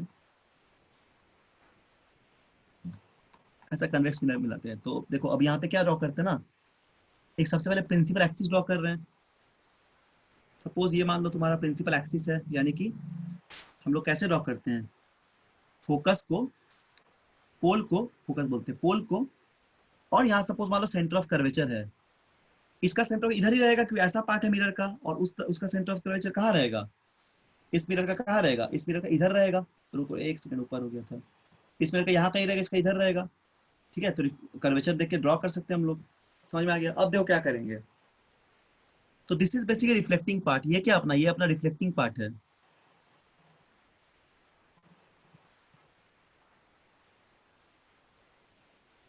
ठीक है ना। अब क्या हो जाएगा, मान लो कि इस तरह एक रे ऑफ लाइट आता है, ठीक है, एक रे ऑफ लाइट आता है ऐसे, ऐसे आके सपोज यहाँ पे इंसिडेंट किया इस तरह, ठीक है ना, ऐसे इंसिडेंट किया, तो ये तो रिफ्लेक्टिंग पार्ट है, तो क्या होगा, रिफ्लेक्ट कर जाएगा ना, इंसिडेंट करने के बाद रिफ्लेक्ट कर जाएगा। तो कैसे रिफ्लेक्ट करेगा, इस तरह रिफ्लेक्ट करेगा, बैठ जाएगा, ये आगे तो नहीं बढ़ सकता, रिफ्लेक्ट करना पड़ेगा इसको। तो टकरा के यहाँ से क्या होगा, इक्वल एंगल पे एंगल ऑफ इंसिडेंस जो एंगल ऑफ रिफ्लेक्शन के हिसाब से ये ऐसे वापस ऐसे रिफ्लेक्ट बैक करेगा, ठीक है। मतलब रुको, इसको थोड़ा अच्छे से बना देते हैं, और एक्चुअली पेन थोड़ा प्रॉब्लम चलता है, पेन पे हैंग कर जा रहा है थोड़ा, इसको मिटा देते हैं। हाँ देखो, ठीक से इसको बना दे रहे हैं, ठीक है। मान लो कि ऐसा यहाँ पे, यहाँ से इस तरह का रिफ्लेक्ट, ये यहाँ से पूरा मिट गया। अच्छा रफ डायग्राम ही बना दे रहे हैं इसको, पता नहीं पेन हैंग कर रहा है थोड़ा, एक रफली डायग्राम ही बना दे रहे हैं, ठीक है। अच्छे से पेंसिल से बनाना घर में, या पेन से समझना अच्छे से। देखो मान लो कि ऐसे कर्वेचर पार्ट है, हाँ ये हो गया कनकेव कन्वेक्स मिरर ऐसा, ठीक। अब क्या हो जाएगा ना कि इधर इसका पोल रहेगा, सेंटर ऑफ कर्वेचर रहेगा, यहाँ इसका पोल रहेगा, ऐसे स्ट्रेट लाइन ड्रॉ कर देंगे तो क्या मिल जाएगा हम लोग को, प्रिंसिपल एक्सिस मिल जाएगा। कोई बीम ऑफ लाइट इस तरह आएगा यहाँ पे, ऐसे आके ऐसे इंसिडेंट करेगा, ठीक है। तो इंसिडेंट करने के बाद ये पॉइंट ऑफ इंसिडेंट हो गया, तो रिफ्लेक्ट बैक करेगा, कैसे रिफ्लेक्ट बैक करेगा, कुछ ऐसा रिफ्लेक्ट बैक करेगा, इधर तो जाएगा नहीं क्योंकि ये रिफ्लेक्टिंग पार्ट है, तो यहाँ से रिफ्लेक्ट कर जाएगा, और यहाँ से का नॉर्मल होगा, सपोज बीच से ऐसे ड्रॉ करेंगे तो क्या होगा, नॉर्मल हो जाएगा। यहाँ पे 98 डिग्री ड्रॉ करेंगे, अगर इस सरफेस का परपेंडिकुलर ड्रॉ करेंगे नॉर्मल हो जाएगा। अब इस नॉर्मल को आगे बढ़ाएंगे ना, तो सेंटर ऑफ कर्वेचर पे जाके मैच करेगा, ठीक है। और इस रे को अगर आगे मिलाएंगे, ये रे को अगर आगे मिलाएंगे ऐसे कहीं पे, ये थोड़ा टेढ़ा बन गया है, इस रे को अगर ऐसे मिलाएंगे ऐसे कहीं पे, मान लो आगे जस्ट पूरा स्ट्रेट मिलाना पड़ेगा, तो यहाँ पे क्या मिलेगा, फोकस मिलेगा। बोलो समझ में आ रहा है क्या बोले। Yes, sir. हाँ Yes, sir. आ गया समझ में ना। Yes, sir. देखो ये जो रे रिफ्लेक्ट करेगा ना, देखो यहाँ पे ध्यान से, फिर रुको रुको, डायग्राम थोड़ा अच्छा से बनता ना इससे, मेन बात तो हैंग कर जा रहा है, रे सब ले रहे हैं तो ऐसे ये जो ऐसे रिफ्लेक्ट कर रहा है ना, ये रिफ्लेक्ट बैक, इसको ऐसे आगे मिला दो, क्योंकि इसको मिलाना पड़ेगा ना, अपीयर टू मीट कराना पड़ेगा, तो यहाँ मिलाएंगे तो फोकस में मिलेगा, ठीक।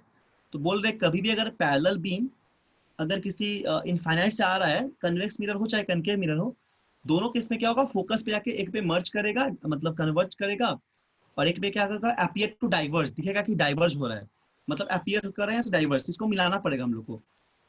तो हम लोग डिफाइन करेंगे प्रिंसिपल फोकस, ठीक है। अच्छा चलो आज यहीं तक पढ़ते हैं, बहुत क्लास आज ले रहे हैं सुबह से हम, तो तुम लोग का थोड़ा 10 मिनट जल्दी छोड़ दिया करेंगे, ताकि तुम लोग अभी तो प्रैक्टिस वगैरह करो घर में। तो 1.5 घंटा क्लास हो जाता है ऑलमोस्ट हम लोग का, ठीक है। आज 1 घंटा 40 मिनट हो गया, नहीं सॉरी 1 घंटा 20 मिनट। तो देखो अब क्या करना है ना, घर में थोड़ा देख लेना, ये सब चैप्टर तो बेसिक पढ़ा है, अगले क्लास में हम लोग फोकल लेंथ पढ़ेंगे, और एक काम करेंगे, कुछ रिलेशन होता है जैसे फोकल लेंथ और रेडियस ऑफ कर्वेचर, उसको प्रूव कर लेंगे, और फिर हम लोग कुछ ये देखेंगे कैसे रे ऑफ पाथ ऑफ रे कैसे होगा जब इनफाइनाइट पे रखते हैं ऑब्जेक्ट को, सेंटर ऑफ कर्वेचर पे रखते हैं, उस समय नेचर पढ़ लेंगे, ठीक है। वो सब डायग्राम हम ड्रॉ कर देंगे कैसे होता है, और साइन कन्वेंशन सिखाएंगे, फिर पढ़ेंगे मिरर फार्मूला, मैग्निफिकेशन, फिर बहुत सारा सवाल आएगा इस पे, और इसे यहीं से सवाल शुरू हो जाएगा मिरर फार्मूला से, ये बहुत अच्छा सवाल आएगा। फिर रिफ्रैक्शन पढ़ेंगे, अभी इसमें होगा टाइम लगेगा, थोड़ा डिटेल्स में पढ़ना होगा, ठीक है। और काफी अच्छा चैप्टर है, बट ये है कि घर में थोड़ा प्रैक्टिस को भी करना, और जो तुम लोग डाउट है वो हम सॉल्व कर देंगे, ग्रुप में आए हम देखे हैं, ठीक है ना, आज सॉल्व कर देंगे। अच्छा अच्छा क्वेश्चन था कुछ, हम देखे थे, मतलब पूरा तो पढ़े नहीं है, बट एक रजिस्टर का प्रॉब्लम देखे तो काफी अच्छा था, उसको बता देंगे आज। और भी कुछ कुछ क्वेश्चन था जो कि हम सॉल्व कर देंगे। और तुम लोग काम ये होमवर्क ये दे रहे हैं कि मैग्नेटिज्म चैप्टर को पढ़ो अच्छे से एक बार, जितना पढ़ाए हैं थ्योरी वगैरह, और उसका क्वेश्चन हम लोग को सेंड करेंगे 1-2 दिन में, और नहीं बनेगा उसका डिस्कशन कर देंगे। इसका डाउट होगा तो पूछना, ठीक। और एनटीएससी का किताब ले लो सब लोग, है तो बहुत अच्छा बात है, नहीं है तो देखो मिलता है, अगर ऑनलाइन नहीं तो नहीं मिल रहा छोड़ देना, ठीक है। इसके अभी जो पैकेज उससे करो, और मिलता है तो ले लेना सब लोग, और फिजिक्स उससे बनाओ चैप्टर वाइज, ठीक है। चलो फिर हम लोग यहाँ क्लास क्लोज करते हैं। कुछ पूछना है किसी को और? कुछ कुछ पूछना है किसी को? नहीं, ठीक है। कुछ पूछना है क्षितिज? सर अभी तो नहीं। नहीं पूछना है ना, ठीक है। कुछ पूछना होगा तो बताना, ठीक। और पढ़ो थोड़ा घर में। ये बहुत बेसिक क्लास था मिरर का, तो सब ये सब तुम लोग जानते हो, और जो नहीं पता आज देख लेना उसको अच्छे से घर में, और कॉपी लेके बैठो, नोट भी करते रहो, ठीक है। बाद रिवीजन करने में टाइम अच्छा लगेगा फिर, और जो छूटता है पीडीएफ दे देना। मिरर पे बहुत कैलकुलेशन आएगा, मिरर पे कैलकुलेशन आएगा, डायग्राम्स आएगा, कंसेप्ट आएगा, तो बहुत अच्छा चैप्टर है सीखने के लिए। तो देखेंगे हम लोग आगे धीरे धीरे। सर हाँ बोलो। सर आपने क्वेश्चन दिया था सर, एक क्वेश्चन पेपर, तो सर उसमें इवेंट्स का सर ड्रॉबैक्स था, तो सर आपने बस एक पॉइंट लिखा है कि वो मॉलिक्यूलर थ्योरी को एक्सप्लेन नहीं कर पाया। कौन सा तो क्वेश्चन सर दिए थे, जो दिए थे बनवाए थे क्लास में? नो सर, सर आपने कुछ क्वेश्चंस दिया था, तो उसमें इवेंट्स का थ्योरी था कि ड्रॉबैक क्या है, तो सर उसमें आपने बस एक मॉलिक्यूलर थ्योरी के बारे में बताया, तो सर वो क्लियर नहीं हुआ था। अच्छा, मॉलिक्यूलर थ्योरी के बारे में जो बताए थे वो इविंग थ्योरी वाला? यस सर, सर ड्रॉबैक कुछ था ऐसा। वो क्वेश्चन बताओ एग्जैक्ट क्या वर्ड है, बता दे रहे हैं। सर इवेंट्स थ्योरी के बारे में। वो एविंग्स थ्योरी में ड्रॉबैक क्या था? Yes sir, sir yes sir, वो क्लियर नहीं हुआ। अच्छा, मॉलिक्यूलर थ्योरी और एविंग थ्योरी में मतलब क्या ड्रॉबैक था कि जो मॉलिक्यूलर थ्योरी नहीं था ना, वही ना यस मतलब? Yes sir. हाँ तो देखो, उसका यही कारण ये है ना कि जो मॉडर्न थ्योरी है, ठीक है, वो स्पिन का बताता है। मतलब क्या बताए थे, एविंग थ्योरी जो है वो बढ़िया से एक्सप्लेन नहीं कर पा रहा था स्पिन वगैरह को, जैसे स्पिन मैग्नेटिक मोमेंट, इस सबको हम लोग एक्सप्लेन नहीं कर पाता था, ठीक है। लेकिन जब हम लोग मॉडर्न थ्योरी पढ़े तो उसमें क्या होता है कि हम लोग देखें कि डिफरेंट डिफरेंट एटम्स में, जैसे मान लो कि कोई भी स्ट्रक्चर हो गया, ठीक, उसमें क्या होता है कि जो स्पिन्स होता है इलेक्ट्रॉन्स का, स्पिन हम समझाए थे, इलेक्ट्रॉन जो रिवॉल्व कर रहा है, ठीक है, उसके स्पिन जो है, तो स्पिन के हिसाब से उस पर क्या ओरिएंटेशन, मतलब स्पिन के हिसाब से हम लोग डिफरेंट डिफरेंट डायमैग्नेटिक है कि फेरोमैग्नेटिक है, ठीक है, कि पैरामैग्नेटिक, इन सबको अच्छे से एक्सप्लेन कर पाते हैं। लेकिन वही इविंग थ्योरी पे क्या है कि मॉलिक्यूलर, मतलब बढ़िया से स्पिन थ्योरी को, या फिर ऐसा बोल सकते हो on the basis of electron, उसको एक्सप्लेन नहीं कर पाता है। तो उसका रुको और एक अच्छा पॉइंट बता देते हैं, और एक अच्छा पॉइंट हम बता देते हैं। जैसे एक और पॉइंट इसमें हम बताए थे कि, हाँ, ये भी बताए थे कि जैसे मान लो कि एक एटम्स है, ठीक है, उसके उसमें इलेक्ट्रॉन रिवॉल्व कर रहा है, तो इलेक्ट्रॉन रिवॉल्व की भी कर रहा है, आउटर मोस्ट शेल में कुछ इलेक्ट्रॉन रिवॉल्व करते रहता है। प्लस हम लोग क्या देख रहे हैं कि उसमें ओरिएंटेशन या फिर स्पिन देख रहे हैं, तो वही बात है, बेली तो स्पिन क्या बताता है, तो उसका एग्जैक्ट वर्ड हम ऐसे बोल सकते हैं। जैसे रुको उसका हम थ्योरी बता देते हैं। जैसे ये बताओ इविंग थ्योरी में क्या बोले थे, उसका क्या ये था, याद है? बोलो। सर वो खुद को पैरेलली अरेंज, सर जो सर जो सर कोई भी एलिमेंट में, सर कोई भी एलिमेंट में अगर इलेक्ट्रॉन्स पैरेलल खुद को अरेंज नहीं करते हैं तो उसमें मैग्नेटिक प्रॉपर्टी नहीं होगा। हाँ वेरी गुड, ये तो होता है। और इस पे क्या बोले थे मॉलिक्यूलर थ्योरी पे, मतलब मॉडर्न थ्योरी पे? स्टेटमेंट पढ़ो एक बार। तो पीडीएफ में है सर वो। अच्छा पीडीएफ में है, हाँ तो वही देखना, हम उसमें बताए होंगे। एक तो जैसे हम बताए होंगे कि स्पिन्स जो है, स्पिन मैग्नेटिक मोमेंट, ठीक है ना, वो बताता है। जैसे कि इलेक्ट्रॉन्स है, तो इलेक्ट्रॉन का स्पिन जो होगा, स्पिन हम समझाए थे कि कैसे काम कर रहा है, तो स्पिन के हिसाब से तो मैग्नेटिक स्पिन भी बोल रहे हैं। उसको देखते हम लोग ये बता पाते कि कौन सा बहुत हाईली मैग्नेटाइज होगा, कौन से बहुत आसानी से मैग्नेटाइज हो जाएगा, मतलब कौन नहीं हो पाएगा आसानी से मैग्नेटाइज। जैसे हम लोग आयरन लिए थे एग्जांपल, मान लो आयरन का, कोबाल्ट का, निकेल का। फिर हम लोग वुड ले रहे हैं, तो वुड में क्या देख रहे हैं, वुड में देख रहे हैं कि वो मैग्नेटाइज कभी होगा ही नहीं। तो इस सबको बढ़िया से एक्सप्लेन कर पाया मॉडर्न थ्योरी, उसके इलेक्ट्रॉन की स्ट्रक्चर, या फिर ऑन द बेसिस ऑफ, ऐसे बोल सकते हैं एटॉमिक स्ट्रक्चर, ठीक है, इसके बेसिस पे कर रहे हैं हम लोग इसको एक्सप्लेन।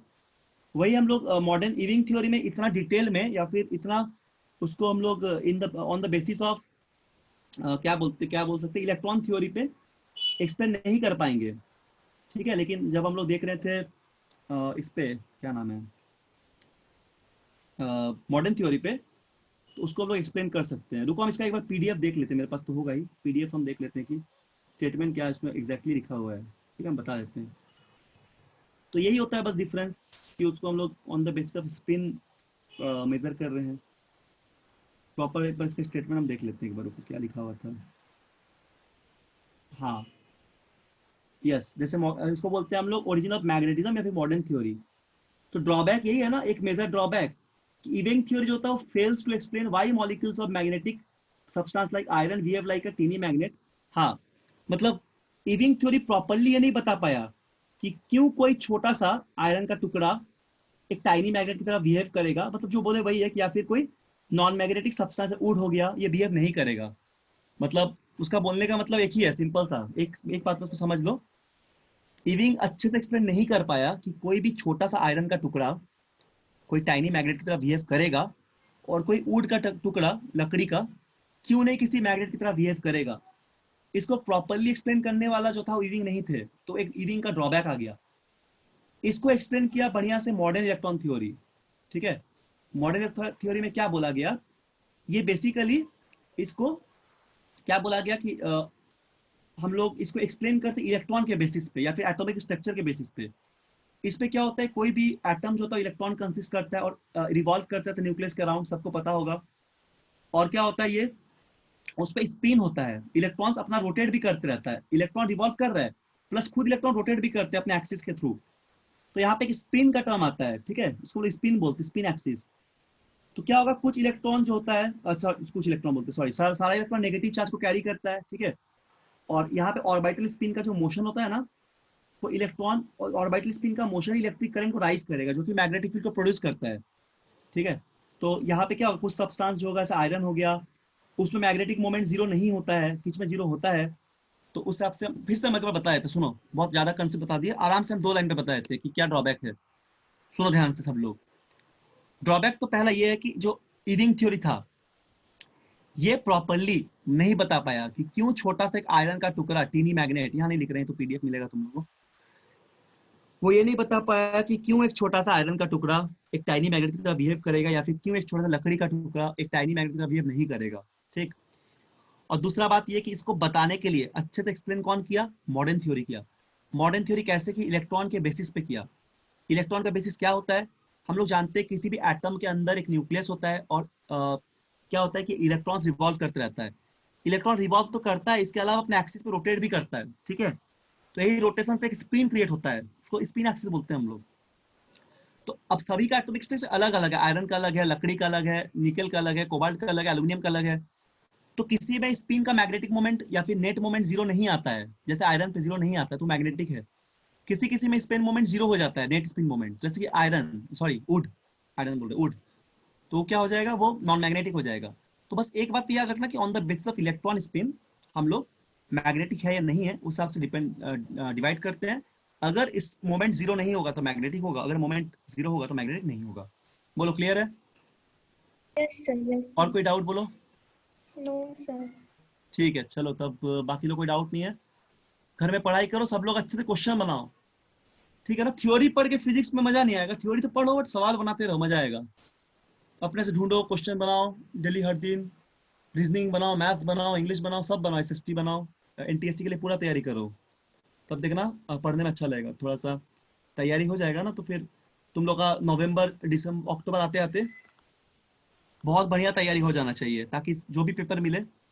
और सबसे अच्छा सीखने का तरीका ये कि प्रीवियस ईयर पूरा सॉल्व कर लो। अभी तक जितना स्टेट में एग्जाम हुआ है एनटीएससी का, मतलब झारखंड, वेस्ट बंगाल, उड़ीसा सब में होता है, उसका किताब मिल जाएगा प्रीवियस ईयर, या तुम एक एनटीएससी गाइड ले लेना, उसमें सारा कुछ मिल जाएगा, ठीक है, एनटीएससी नोटबुक करके।